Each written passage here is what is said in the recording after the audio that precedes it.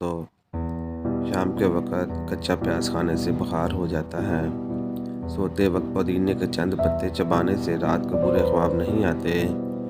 अनार के छिलकों की चाय बनाकर पीने से ज़ुकाम फ़ौरी दूर हो जाता है। हमल के दौरान खट्टी चीज़ें खाने से परहेज़ करें। ये पैदा होने वाले बच्चे के लिए बहुत नुकसानदेह होती हैं। जिन लोगों को बवासीर का मसला हो, गुड़ वाला शरबत बनाकर पिया करें। बवासीर का मसला हल हो जाएगा। पानी में नमक मिलाकर घर में स्प्रे करने से घर में मच्छर नहीं आते। बांझ औरत को बारिश वाला पानी पिलाने से बांझपन की बीमारी ख़त्म हो जाती है। अगर वॉशरूम की बदबू पूरे घर में फैली रहती हो तो वॉशरूम में मोमबत्ती जला दो तो वॉशरूम से बाहर नहीं आएगी। नहाते वक्त स्टील के बर्तन में पानी भरकर नहाने से नज़र तेज़ होती है।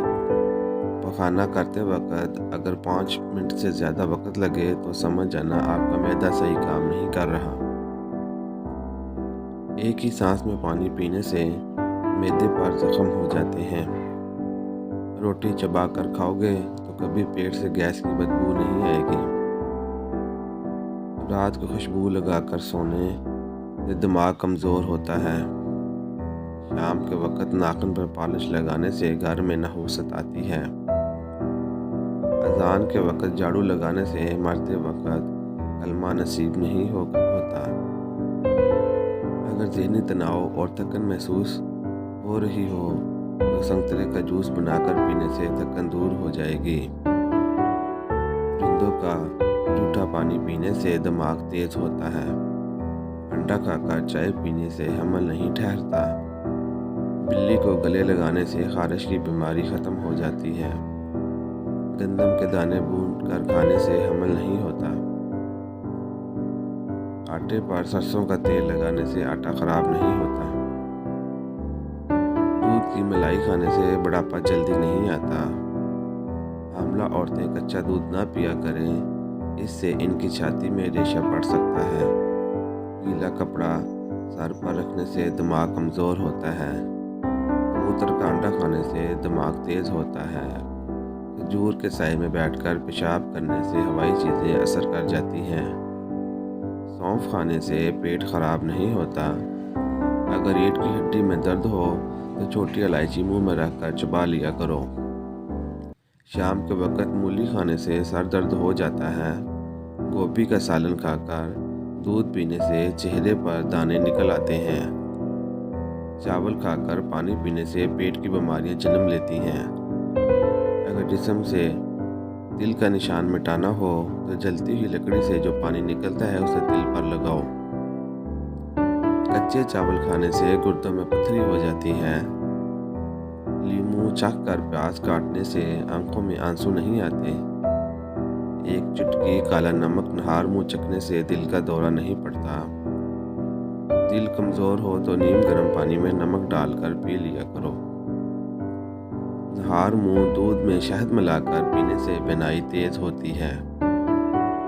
कच्ची रोटी खाने से पेट की बीमारियां जन्म लेती हैं।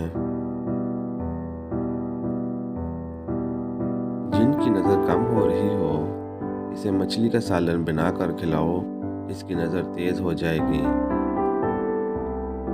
जो मियाँ बीवी हफ्ते में एक बार भी मुबाशरत नहीं करते, इनके चेहरे पर झुर्रियाँ आना शुरू हो जाती हैं और मर्द जल्दी बूढ़ा हो जाता है।